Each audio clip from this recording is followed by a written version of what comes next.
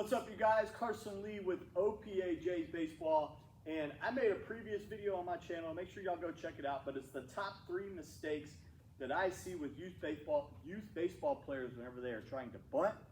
Now, this video is going to be a part 2 of that, and I'm going to give you guys a few more mistakes that I see with youth baseball players whenever they are trying to bunt and lay down bunts during a game. So make sure you watch part 1, the top 3 mistakes that I see with youth baseball players whenever they're bunting.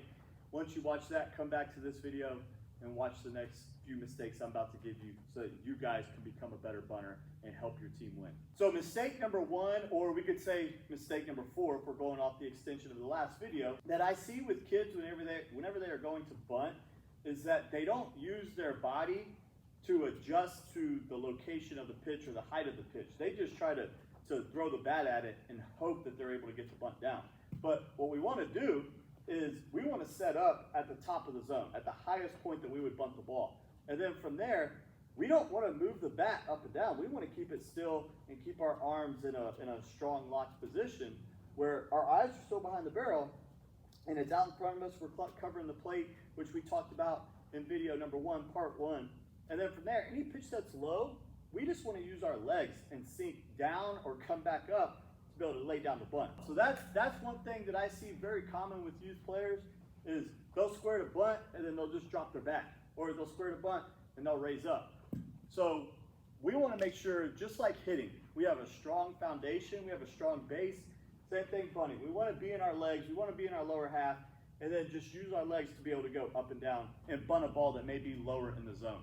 Mistake number 2 that I see is that when kids go to bunt, first off, a lot of kids stand in the back of the box. So then when they go to bunt, they stay in the back of the box wherever they square.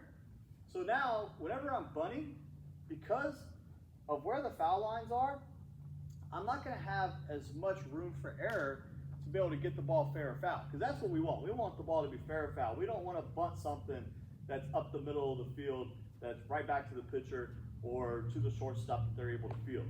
So as a hitter, I want to scoot up to the front of the box. I don't want to go outside the box. If I go outside the box, I'm going to be out.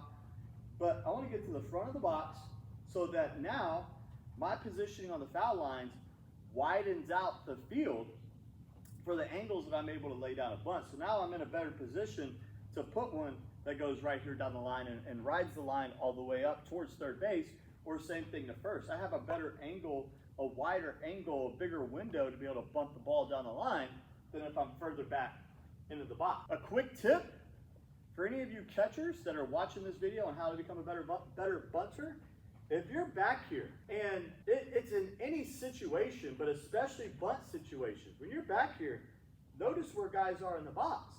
And if you see them scoot up to the front of the box, you should have an idea in your mind that that hitter is probably looking to lay down a bunt. So not only can you anticipate it, but you could potentially call it out like, hey, third base, watch out for the bunt. Hey, first base, watch out for the bunt. Pitcher, you have first base side, third base side, whatever. But now you can anticipate that they're going to bunt because you're watching where they're at in the box. And the third and final mistake I see is just the misplacements of the hand on the bat. I like having my hand on a knob and then pinching right there in the middle to where I can use the knob basically as my steering wheel per se. My fingers are the pivot point, and I can just move it in my hand to set the angle that I want. If I want to bunt it down the third base line, I have the barrel pointing at first base. If I want to bunt it down the first base line, I have the knob pointing to third base. A lot of times I'll see guys that squeeze right here in the middle. I don't like this because your balance point is so close together that now you're going to lose the end of the bat because of the weight of the barrel.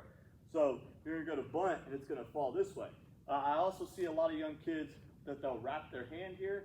We don't want to do that because of the possibility of being able to get hit in the fingers with any ball that runs in. So we just want to pinch right there. Any ball that may come in, we can get our hand off the bat pretty quick. And again, we don't want to turn to the pitcher, we want to turn our back. So any ball coming in, I can get off, turn my back, and not have to worry about getting hit in the hand, breaking finger, or anything like that. So make sure you have a good setup with your hands.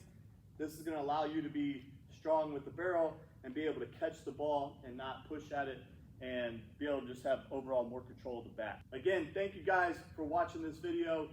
If you're trying to become a better bunter, make sure you don't make these 3 mistakes. Be sure to watch my previous video on the top 3 mistakes I see youth baseball players make whenever they're going to bunt. Subscribe to the channel and make sure you're following me on all my social media accounts and keep hunting greatness. Thank you guys for watching.